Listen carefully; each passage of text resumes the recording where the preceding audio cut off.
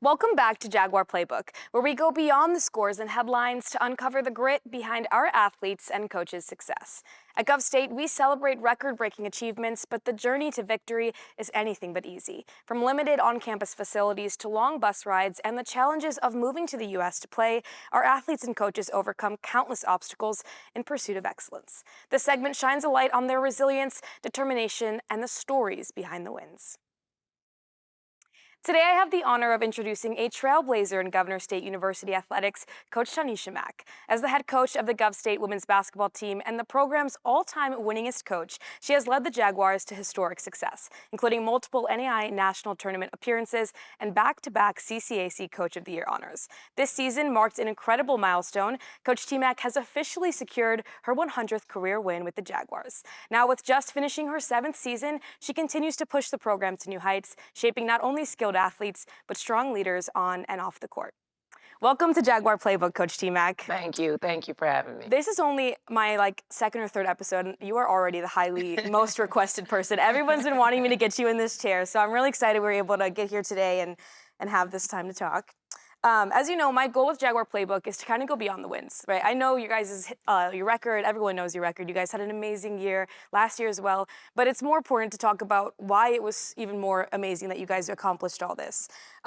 One big thing, I know you guys went to nationals last year, but you also went this year, but one big difference I noticed was the roster size. You had a really small roster, and it's insanely impressive, and I think it's getting overlooked a lot that you guys you took 8 players to nationals? Mm-hmm. Yeah, that's amazing. One thing when you're competing at the national stage, though, you're going against programs that have, they're known for going to nationals, right? Or they have, coaches with years of experience. Like, what is it like competing with these teams when you have such a small roster and, you're representing a small school from University Park that many people have never heard of? Number one, the roster size doesn't matter. You normally on a roster, you want to carry 12, 15 at the max. But the roster size doesn't matter. If you watch college basketball, you know rotations get cut short as the season goes on. And it's not to say players aren't good enough. It's more so of just finding the fits, finding the puzzle pieces that then get your team going so you can get wins. And us having 8, it was never the people saw the size. Let me say that. People saw the numbers. Oh my God, it's only 8, but they don't understand how we got to 8. And that's on the bigger scale of being a collegiate coach and being at a university to where things happen, injuries happen. It's just like unforeseen circumstances that led us to 8. It's not like we started with 8 and we played a whole season with 8. But at the end of the day, like I told them, I remember one year here at Governor State, I was at 6 and we competed every game. We won a game with 3 players. Like we had 6 players on roster. I think 3 fouled out in the course of a game, and we finished with 3 players, and I think that was Ty, Amber, and Rachel, one of my first seasons here. So the size never really matters about that. It's more so of the mentality that you put in your program. And no matter what, we so-called at a disadvantage with having 8, but that doesn't mean we can't be successful with it. You just got to work hard, and that's what our motto was this year. We control what we wanted to do. We put out the product that we wanted to play with. We executed, and we got that bond with that about time we left Dakota State, because that was a big thing down there. We was the only team with 8. And they kept asking, well, how you guys are going to they press all game. They do this. We've been here before. So by the time we left Dakota State, they were known as the Great 8. They listed themselves as the Great 8 because that's all we kept hearing about was, well, we only have 8. We only have 8. And by the time we left there, they were known as the Great 8. So it doesn't matter the roster size. It's just the mentality. Yes. That's amazing. I didn't know that they were called the Great 8. I love that, though. Piggybacking off of the smaller roster size, though, regardless, you guys had really talented players, right? And it's no secret, at Gov State, we're at disadvantages when it comes to facilities and resources, especially in this conference. You're going against schools like St. Ambrose, Olivet, Judson, schools with state-of-the-art facilities, long-standing success records. How is it like navigating trying to recruit such talented players when you're competing against these schools that, have so many more resources? It's about the honesty. It's about the truth. When we get kids here on campus, now our facilities isn't the worst in conference, but it's also not the best, like you said. But it's also more about them wanting to see the vision of the program, them wanting to come here and play for a coach like myself, a staff that I have, and the players that we have here. And I think that's the biggest selling point because no matter where you go, you can be at a top facility and you can lose with great resources. Like I don't think we focus on that, but we're honest about how we recruit. We honest and we tell the kids that sit in that chair, like, listen, if you want a great facility to where we're trying to get there. But if you want that, then Governor State is not the choice for you. If you want that lavish view, then yeah, this is what we have to offer you. But if you want good coaching, you want to become a better woman, you want to have a great education, you want to be challenged, you want to be held accountable, and you want to grow, I can guarantee you that. And I can guarantee you we're gonna win. So it's up to the recruits that we recruit, and it comes down to who we're recruiting. We're just recruiting good kids. Like we're recruiting good. Their skill set makes them holistic and better all around, but they're just good kids who just want to come in here and want to work, who don't care about that stuff, who wants to come in and put banners up and see the culture and see the atmosphere and see what we did here and want to be a part of that. And that's the way that we recruit. If you want to recruit off the facilities, yeah, that'll be a long, long, long day. But we're grateful with what we have. We make do with what we have. Like we went to schools, like I said, Governor State isn't the worst, but we also been to schools where we was like, oh, that would be nice. So yeah, so we just recruit the great kids who want to be around the culture and who wants to play for a coach like me. Yeah, I think everyone I've ever met, especially I'm on the women's team, we can always count on the basketball girls showing up to our games and supporting us. And even just around campus, your team is always, all of my 4 years have just been amazing girls on and off the Thank you. court. I appreciate that. One thing Gov State is known for is a very diverse, non-traditional college student body. And your team is no exception. You guys have a lot of players who face a lot of unique challenges on and off the court. How do you support these players, keep them motivated, keep them, going on the right path while trying to become better basketball players? I just think it's bigger than basketball. They're people at that. They're women going into a real world after college. Just like you guys are in any sport. Like basketball is going to end at some point. Who are you then? Yeah. And that's what I try to teach them here. It doesn't matter where we go. We go to different areas to where it's harder to play in. It's a different culture. It's a different feel.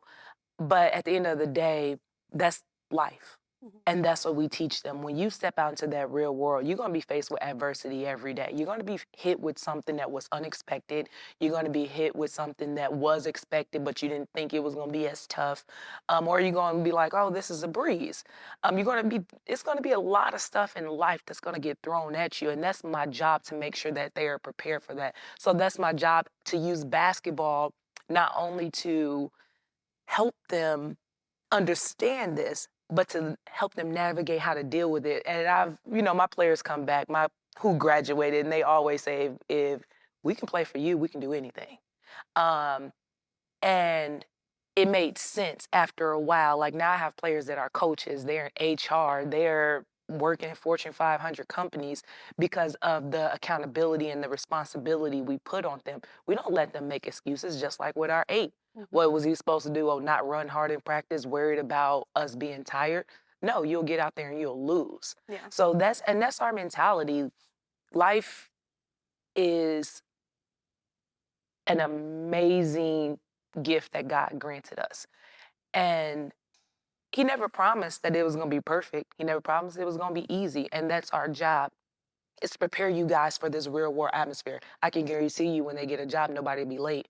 I can guarantee you they're going to look professional. Yeah. I can guarantee you they're going to be able to, hey, I'm a person that respects this, but I'm going to speak my mind and I'm going to work hard. You're not going to find a better one of our athletes. And that's what we instill in our girls. And by the time they graduate, I don't have no doubt in my mind that they're going to be pioneers in their field, that they're going to be great mothers, they're going to be great spouses, they're going to be great people due to what we went through and our journey that we put them through here. Yeah, that's amazing. One thing that, like, I think you're one of the most inspiring people I've ever met, but I've played soccer for 20 years, right?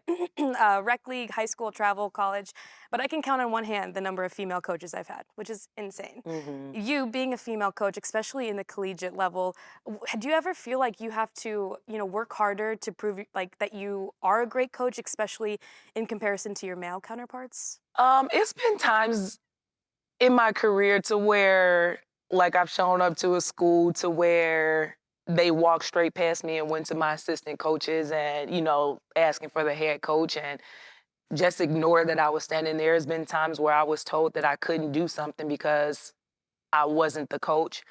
There's been times to where we've been treated unfairly because they thought I was young. In this field, especially when I first started coaching, like I still get the comments now like that. When we were in Dakota State, one of their students was like, asked about the team or something, and I looked. I said, "Do you not know I'm the head coach?" And he was like, "Wait, what?" And you get those moments, but at the end of the day, is the perception. And like I teach them adversity happens. It doesn't bother me at all. Do I feel like I need to work harder? No, because I give everything I have. And I think that's what makes this job and this position as being a head coach worth as well. Because if you go in, oh, I got to work harder. I got to be better than this coach. I got to be better than the males. I got to be better than this. What are you doing coaching? Because my goal every day is to come in and give my all because I ask my kids to give me their all. So I show up every day with understanding that just like this is a blessing for student athletes, it's a blessing for me. God put you in positions to where you're changing lives. As a coach, that's my biggest thing. Like, how can I make this person better, Mhm. no matter in what category it is? And that's not the same for me because my players do the same for me. So I don't ever think about am I doing enough? Am I being enough to be better or considered a great coach compared to a male dominant field? Because I give my all and I know my best is always going to be a high standard of what I have to give to my players, and they buy into that and they see that, and it makes them want to give me everything because they see me pouring out everything. And I think that's what makes our culture unique, and I think that's what makes our bond with from players to coaches, players to players, our practice players, like it just makes our culture very unique because they know that. So no, I don't worry about any of that stuff. Like, is it hard? Yes, but what isn't?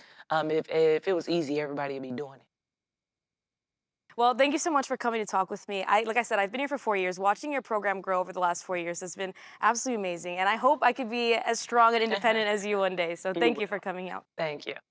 That's the final play for this week's edition of the Jaguar Playbook. We've learned that winning isn't just about records, it's about the hard work, sacrifices, and grit that define our athletes and coaches. The hurdles they overcome reflect their dedication to the game as well as Gov State. I'm Kaylee Doms, and as always, go Jaguars.